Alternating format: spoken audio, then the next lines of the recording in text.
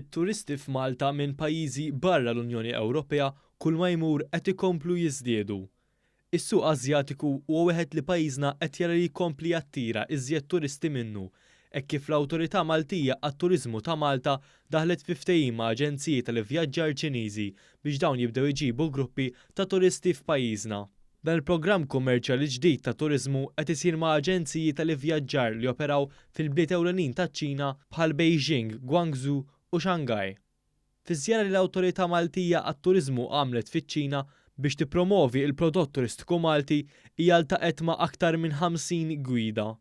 Flimkien ma' Heritage Malta fost oħrajn ġiet moddija bosta informazzjoni sewja u siti ta' interess għal dawk li potenzjalment jistgħu jkunu turisti Ċiniżi f'pajjiżna.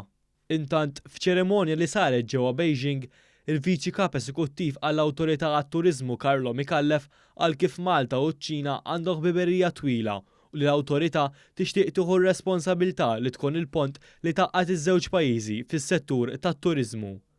Qal ukoll li din il-ħidma se tiffaċilita kooperazzjoni bejn l-Aġenziji Ċiniżi u l-ħaddiema Maltin f'dan is-settur.